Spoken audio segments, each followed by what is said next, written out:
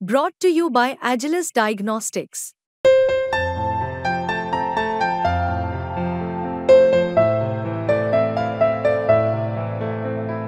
Agilus Diagnostics.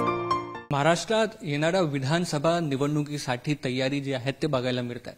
प्रत्येक पक्ष किंवा घटक जे आहेत ते आपापली स्ट्रॅटेजी जी आहे ते आखण्यामध्ये लागलेले आहेत. आपल्यासोबत काँग्रेसचे महाराष्ट्र प्रदेश अध्यक्ष नाना पटोले जी आहेत. नाना, आपण म्हणू शकतो की महाविकास आघाडीची जी स्ट्रॅटेजी आहे ते खूप चर्चेमध्ये आता आलेली आहे, कारण उद्धव ठाकरे ते दिल्लीवरनं मुंबईत परत आलेत. तर आपण महाविकास आघाडी म्हणून किंवा काँग्रेस म्हणून किती सीट्सवर एम करताय आणि त्यासाठी आपली स्ट्रॅटेजी काय असणार? बघा, आता तर महाविकास आघाडीच्या मिटिंगा सुरू होतील. 16 तारखेला एक सामूहिक सभा आमची मुंबईतच होणार आहे. त्याच्यानंतर जागा वाटपाची सुरुवात होईल आणि महाविकास आघाडी म्हणूनच आता पुढे जाण्याचा आम्ही निर्णय केलेला आहे. आणि सामूहिकरित्या महाराष्ट्रातल्या व्यवस्थेला, महाराष्ट्रातल्या शाहू फुले आंबेडकर विचाराला संपवणारं जे भाजप प्रणित एकनाथ शिंदेचं सरकार आहे त्याला सत्तेतून बाहेर काढणं हाच एक आमचा उद्देश आहे आणि ते आम्ही करू. एकनाथ शिंदे सरकार आपण म्हणू शकतो की लोकसभेनंतर लाडली बहीण योजना असू द्या किंवा वेगवेगळ्या घटकांसाठी वेगवेगळी योजना हे आणण्यात आहे आणि त्यात अजित पवार उपमुख्यमंत्री आहेत ते त्या योजनांचे आपण म्हणू शकतो की यात्राही करतायत, लाभार्थींना भेटतायत. तर हे स्ट्रॅटेजी शासनाकडून केले जात आहेत की वेलफेअर स्टेट आहे आणि सगळ्यांसाठी, सगळ्या समाजांसाठी चांगलं करतायत. याला तुम्ही काउंटर कसं करणार?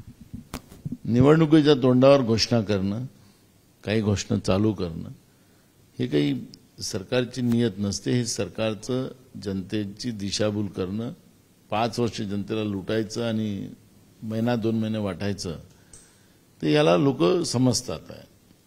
लाडली बहीण योजनेचा उल्लेख आपण केला. ही योजना महालक्ष्मी योजनेच्या नावाने आमची कर्नाटक, तेलंगणा अनेक राज्यात आमचं जिथं काँग्रेसचं सरकार आहे तिथं चाललेली आहे. त्यामुळे हे नकलबाज जे सरकार आहे महाराष्ट्रातलं, त्यांनी जसं मध्य प्रदेशमध्ये केलं होतं, निवडणुका तोंडावर लाडली बहीण योजना राबवली आणि निवडणुकीनंतर ते बंद केलेली आहे.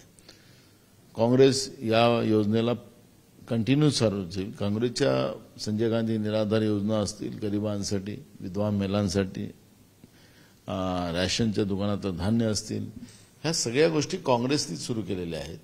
त्यामुळे काँग्रेसची नकल हे लोक करतात आणि लोकांना समजत आहे निवडणुकीच्या तोंडावरचं हे प्रलोभन आहे. त्यामुळे याचा कुठलाही इम्पॅक्ट होणार नाही. महाविकास आघाडीच महाराष्ट्रामध्ये मोठा पक्ष म्हणून सत्तेमध्ये पुढच्या काळात येईल. तुमची सत्ता आल्यावर ही स्कीम चालू राहील? बिलकुल, कारण की ही योजना आम्ही चालूच ठेवलेल्या आहेत. कर्नाटकमध्ये, तेलंगणामध्ये योजना चालू आहेत. आपण म्हणू शकतो की आरक्षण हा एक मोठा विषय जे आहे ते निवडणुकीत दिसत आहेत. मराठा समाजांनी, म्हणजे तुमच्याकडे एक मोर्चा आला होता की आपण मराठ्यांना ओबीसीमध्ये न्याय देणार का, किंवा जे सुप्रीम कोर्टचे जजमेंट येत आहे ह्याचा इम्पॅक्ट आरक्षणावर कसा बघता? गेल्या 10 वर्षामध्ये भाजपनी, विशेष करून देवेंद्र फडणवीसनी महाराष्ट्राच्या जनतेची दिशाभूल केली. त्याच्यात मराठा, धनगर, गोवारी अशा ज्या कम्युनिटीज आहेत या कम्युनिटीज आणि माना आणि हलबा अशा कम्युनिटीची दिशाभूल केली. त्यांना आदिवासीमध्ये देतो आणि यांना ओबीसीमध्ये देतो असं सांगितलं. पण 10 वर्षामध्ये केंद्रात आणि राज्य सरकार असून सुद्धा यांनी या समाजाला न्याय दिला नाही आणि स्वाभाविक उद्रेक यांच्या विरोधात आहे. आमची जनगणनेची मागणी आहे. परवा राहुलजींनी लोकसभेतही ती भूमिका मांडली, पण राहुल गांधीची जात काढायला सुद्धा हे मागं पुढे पाहिले नाही. त्यामुळे ओबीसी असेल, शेड्यूल कास्ट असेल, आदिवासी असेल, भटकाविमुक्त जातीचा अपमान भाजपनी केला हे त्याच्यातून स्पष्ट होतं. आणि त्यांना आरक्षण नको, कोणालाच आरक्षण संपुष्टात आणायचं आहे ही भूमिका भाजपची आहे त्याच्यातून स्पष्ट होते आहे. त्यामुळे या सगळ्या ज्या भूमिका आहेत ती काँग्रेसने याच्यातली स्पष्ट भूमिका मांडली आहे. आम्ही करून तुम्हाला देतो आणि जातीने या जनगणना समजा आम्ही केंद्र सरकारने करवली तर निश्चितपणे या सगळ्या प्रश्नाला उत्तर मिळेल. 50%ची जी सिलिंग लागलेली आहे ती आता नरेंद्र मोदींनी समजा संपवली, त्या पद्धतीने संसदेमध्ये तो कायदा आणला. तर मला असं वाटतं की महाराष्ट्रामध्ये जे काही भांडणं चाललेले आहेत ते थांबू शकतं. पण भाजपला त्याची इच्छाशक्ती नाही.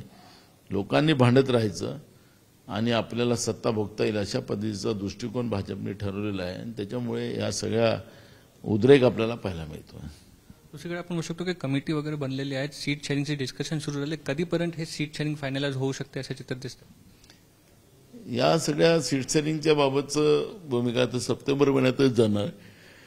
आता आम्ही सगळे दौऱ्यावर चाललेलो आहोत. सप्टेंबर महिन्यात ह्या सगळ्या चालेल आणि सप्टेंबरच्या 15 तारखेपर्यंत सीट शेअरिंगचा विषय संपेल असा आम्हाला अंदाज आहे. दिल्लीतून अशी बातमी येते की उद्धव ठाकरेंनी म्हटलंय की जर महाविकास आघाडीने एकत्रितपणे त्यांना मुख्यमंत्रीचा चेहरा म्हणून उपस्थित केला तर त्यांना काही हरकत नाही. काय म्हणाल? असं कुठलीही चर्चा झाली नाही.